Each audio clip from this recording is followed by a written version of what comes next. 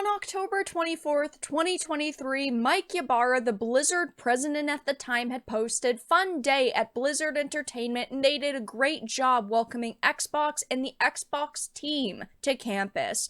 Future is bright and we can't wait to share it with all of our player communities." But fast forward a few months to January 25th, 2024, and now Mike Ybarra and Alan Adam, their chief design officer, have left the company, but over 1,900 employees have been laid off, including entire physical game distribution departments. I have a few things to show off, but before we get into the topic, if you enjoy the content I create, check out the links in the description, follow me on social media, and consider supporting through Patreon or via YouTube memberships. Now, I wanted to start with this The Verge article. There is a lot of news circulating right now, and it's not like we'll ever have all of the answers we're looking for, but Microsoft has laid off 1,900 Activision Blizzard and Xbox employees.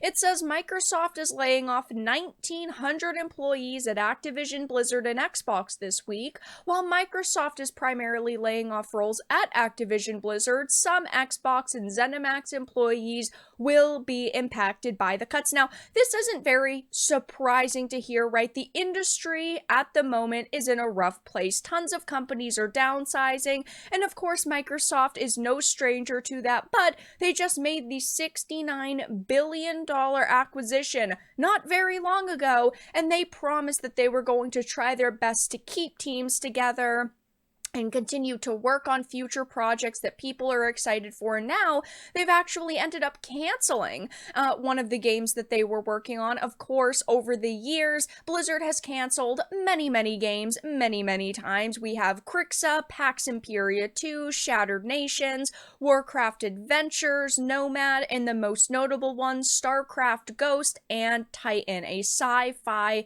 MMO. But now we're actually hearing that, yes, they have fired a team that was working on one of their upcoming titles. According to a report from Jason Schreier, the survival game from Blizzard was allegedly using a mobile game engine, but from the Bloomberg article, it looks like the game was in development hell. So it sounds like this is a major reason why they decided to ultimately cut this project off and cancel it, because it was in development hell. It has been in development for quite a few years at this point, so it's not super surprising to hear that now that Microsoft can actually make these big decisions, this is one of the first projects that's getting cut, and people who were working on it were cut, but also there are many other people from many other divisions that ended up being let go, and that means the cuts work out to roughly 8% of the overall Microsoft gaming division that stands at around 22,000 employees in total. And I think out of all of this, one of the parts that I think people are going to find the most fascinating is the fact that they have reportedly fired entire departments dedicated to bringing physical games to retail stores. We do not have a lot of information, a lot of specifics, but according to Jez Corden, multiple sources tell me that Microsoft is laying off entire internal customer support teams for ABK games, save a few, and Microsoft will outsource the rest to external companies abroad, aka cheaper labor. Many companies do this, but Microsoft has also shut down entire departments dedicated to bringing Xbox games to physical retail, which, if you've seen the digital-only Xbox console leaks, well, you can get an idea of where Microsoft is going. Over the past couple of months, I've had to talk a lot about companies slowly but surely making their way towards the all-digital future that they want, and there were just last week rumors circulating that Walmart very soon is going to be downsizing their physical game departments. They were going to actually be starting with Microsoft games, and apparently Microsoft was not opposed to this. And of course, companies like Best Buy have started getting rid of, DVDs, CDs, Blu-rays, physical media like that. So it just seems like all of these companies are definitely, chugging along towards that all digital future that they want.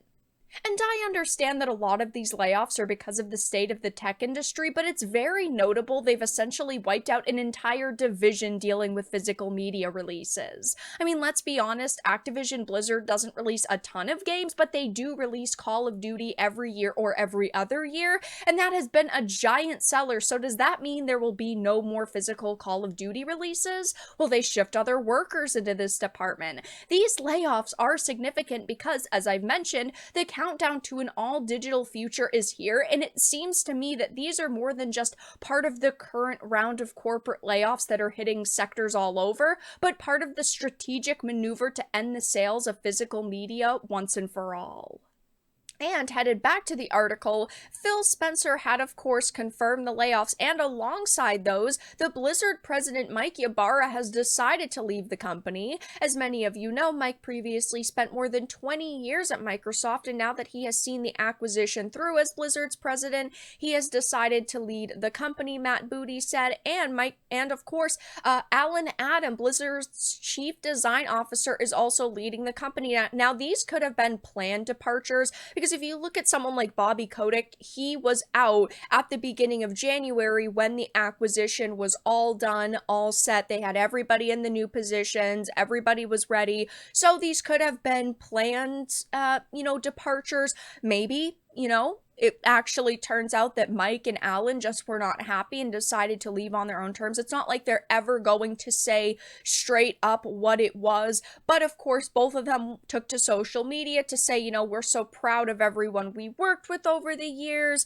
We're so happy to have affected so many players' lives in such positive ways. So nothing really negative out of this news, but of course these are just layoffs, right? 1,900 layoffs, 8% of Microsoft's gaming division is definitely a hefty chunk of people, but the layoffs are coming the same month as many other companies are doing layoffs, like Riot Games, Google, Discord, Twitch, Unity, eBay, and others have announced cuts. So it's not like this is a shocking piece of news that we're learning. Again, many companies are doing layoffs right now, but of course, I think that while Microsoft months and months ago had promised when the acquisition was done, they were going to try to keep a lot of teams together, I think we all knew it was going to be inevitable that there were going to be people laid off. Also, all of that extra hiring that companies did during the shutdowns